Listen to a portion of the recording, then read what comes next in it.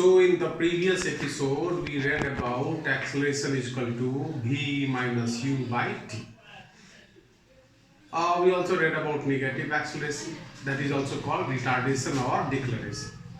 So let us try to clear our concept by solving one of the numericals. A bike moving at 60 meter per second acquires a velocity 20 meter per second. So what is the initial velocity? 60. So u is equal to 60 meter per second. And acquires a velocity 20 meter per second. So v is equal to 20 meter per second. And in how much time? In time is equal to t is equal to 5 seconds. So you know that acceleration is equal to v minus u by t. So v is how much? 20 minus 60 by 5 is equal to minus 40 by 5 is equal to minus 8 meter per second square. So therefore acceleration is equal to minus 8 meter per second square. Mind it, acceleration means it is the combination of positive as well as negative acceleration. If it is positive, you will write plus 8 meter per second square or simply 8 meter per second square. But if it is negative, you will have to mention negative minus 8 meter per second square. On the other hand, retardation, so it is already mentioned. Retardation, they have already mentioned that velocity is gradually decreasing. So you don't need to mention minus 8. It will simply be 8 meter per second square, right? So I hope you understood this. Now we will read about equations of motion. So there are 4 equations of motion.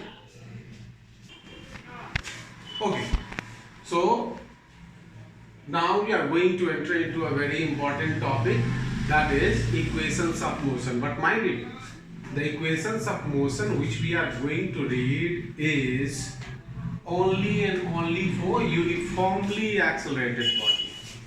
And how many equations of motion there are? There are 4 equations of motion. Which are those? V is equal to u plus at. This is first equation of motion. S is equal to ut plus half at square. This is second equation of motion. And v square is equal to u square plus 2as. This is the third equation of motion. And distance traveled in the nth second, means third second, fourth second, fifth second, whatever it may be, u plus a by 2 and 2n minus 1. This is the fourth equation of motion. And I am giving you one of the equations of motion from my own side, but actually that has been derived using these equations of motion, and we will not give any number to that equation of motion. That is, distance covered S is equal to u plus v by 2 into t. Right? So sometimes we may use this formula as well. I must not consider it as equation of motion because there are only 4 equations of motion. There is a limitation for these equations of motion. What is that limitation? These equations of motion can only be used for uniformly accelerated bodies. And one thing very similar you will find in all 4 equations of motion, that is, actually in your syllabus you have only these 3 equations of motion. So what is common in all these 3 equations of motion? In every equation of motion you have 4 physical quantities. In first you have v, u, a, t. V stands for final velocity, u stands for initial velocity, a stands for acceleration, and t stands for time. In second equation of motion you have s, u, a, t. S, U, A, T, again 4 quantities. S stands for distance covered, displacement. U stands for initial velocity, A stands for acceleration, and T stands for time. Again in third equation of motion, again you have four quantities, v, u, a, s. V stands for final velocity, u stands for initial velocity, a stands for acceleration, and s stands for distance or displacement, whatever you say. Right? And in all three equations of motion, you have a present. Right? So what is the limitation? First of all, we must understand the limitation of these equations of motion. That is, these equations of motion can only be used for uniformly accelerated body.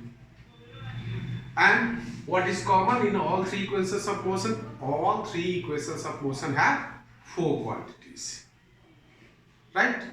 Now, let us know to derive these equations of motion. But before that, let us derive the average velocity for uniformly accelerated body. Now we are going to derive average velocity for uniformly accelerated body is equal to u plus v by 2, means initial velocity plus final velocity by 2. We should always remember that there is a single formula for average velocity, that is total displacement by total time taken. But as the circumstances changes, we derive new formulas. So one of the new formula is for average velocity for uniformly accelerated body, u plus v by 2. How? So you know that average velocity is equal to total displacement by total time taken. Total time taken. That means S by T. You know that S can also be written as you already know the equations of motion now, V is equal to U plus AT, S is equal to UT plus half AT square, and V square is equal to U square plus 2AS. So in place of distance S, you can write S is equal to UT plus half AT square. Total distance covered by a uniformly accelerated body can also be written as UT plus half AT square, because this is the equation of motion. S is equal to UT plus half AT square means total distance covered, total displacement is equal to UT plus half AT square. UT plus AT square by 2, and by T, right? This T can be taken out as common. So what is left now? U plus AT by 2 divided by this T. Let us cancel these two T, right? Then what do you have now? 2U plus AT by 2, taking 2 as LCM. Then what do you have now? U plus AT by 2. In place of U plus AT, you can write what? V. So that can be written as U plus V by 2. So average velocity for uniformly accelerated bodies, only for uniformly accelerated bodies, mind it, for uniformly accelerated body can also be calculated using the formula U plus V by 2. And you know that displacement is equal to U plus V by, average velocity into time. So displacement can also be written as U plus V by 2 into time.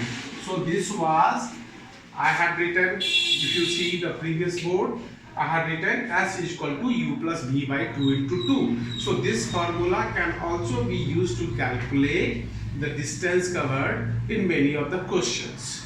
Okay. Now we'll derive these equations of motion mathematically in the next episode. Then after that, we will read many numericals based on equations of motion, and then after that, we'll derive these equations of motion graphically. Fine? So, you need to derive average velocity for uniformly accelerated body is equal to U plus V by 2. Right? Okay. Thank you.